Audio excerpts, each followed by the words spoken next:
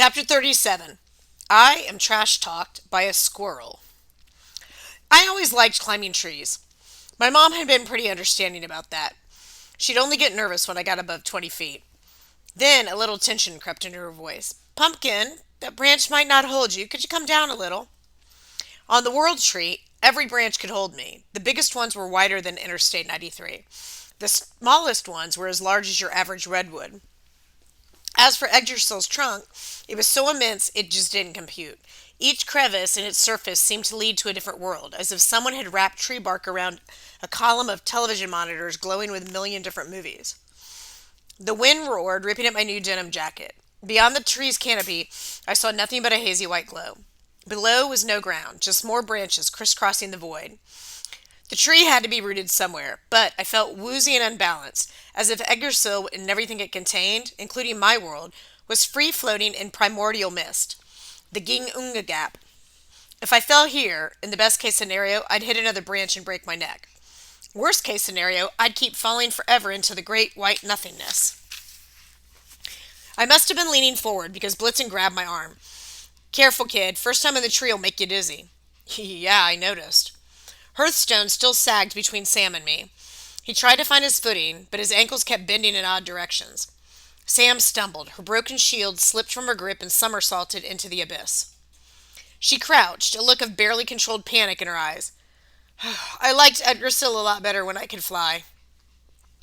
What about Gunilla and the others? I said. Will they be able to follow us? Not easily, Sam said. They can open another portal, but it won't necessarily lead to the same branch of the tree. Still, we should keep moving. Being on Eggersill is not good for your sanity. Hearthstone managed to stand on his own. He signed, I'm okay, let's go.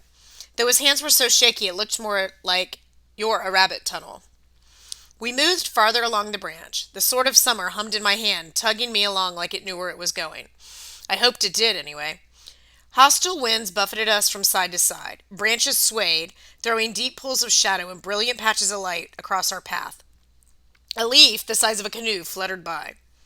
Stay focused, Blitzen told me. That feeling you had when you opened the portal, look for it again. Find us an exit. After walking about a quarter of a mile, we found a smaller branch crossing directly under ours. My sword hummed louder, tugging to the right. I looked at my friends. I think we need to take this exit.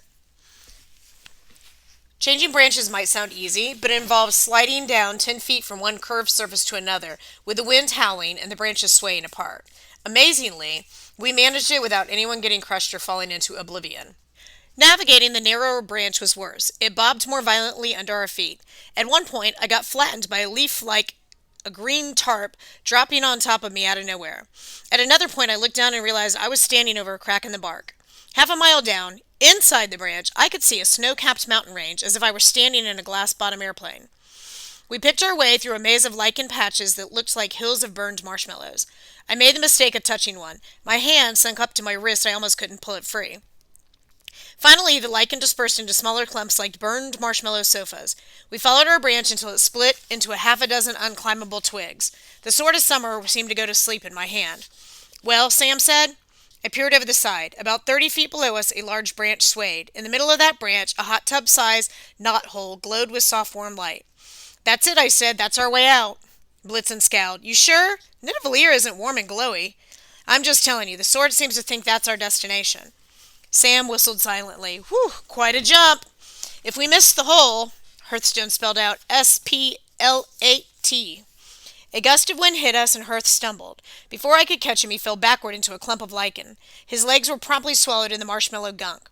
Hearth! Blitzen scrambled to his side. He pulled at Hearth's arms, but the mucky lichen held onto his legs like a needy toddler. Well, we can cut him out, said Sam. Your sword, my axe? It'll take time. We have to be careful of his legs, but it could be worse.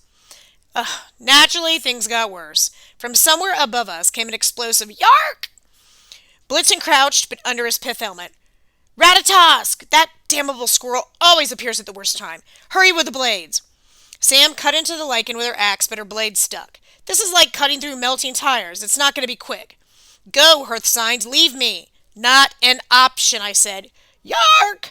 The sound was much louder this time. A dozen branches above us, a large shadow passed across the leaves. I hefted my sword. We'll fight the squirrel. We can do that, right? Sam looked at me like I was mad. Ratatosk is invulnerable. There's no fighting him. Our options are running, hiding, or dying. Well, we can't run, I said, and I've already died twice this week. All right, so we hide. Sam unwrapped her hijab. At least Hearth and I do. I can cover two people no more. You and Blitz run. Find the dwarfs. We'll meet up with you later. What? I wondered if Utgard Loki was messing with her brain somehow. Sam, you can't hide under a green piece of silk. The squirrel can't be that stupid. She shook out the fabric. It grew to the size of a twin sheet, and the colors rippling under the hijab were exactly the same brown, yellow, and white as the lichen patch. She's right, Hearth signed. Go. Sam crouched next to him and pulled the hijab over both, and they vanished, blending perfectly against the lichen. Magnus, Blitz tugged at my arm. It's now or never. He pointed to the branch below, and the knothole was closing. At that moment, Ratatosk broke through foliage above. If you can imagine a Sherman tank covered in red fur barreling down the side of a tree, well, the squirrel was way scarier than that. His front teeth were twin wedges of white enamel terror. His claws were scimitars. His eyes were sulphur yellow, burning with fury. Yark! The squirrel's battle cry pierced my eardrums. 1,000 insults were packed into that one sound, all of them invading my brain and drowning out any rational thought. You have failed. No one likes you. You're dead. Your dwarf's pith helmet is stupid and you could not save your mother. I fell to my knees, a sob built in my chest. I probably would have died then and there if Blitz hadn't hauled me up with all his dwarven strength and slapped me across my face. I couldn't hear him, but I read his lips well enough. Now, kid! Grabbing my hand in his rough, calloused fingers, he jumped off the branch, dragging me with him into the wind.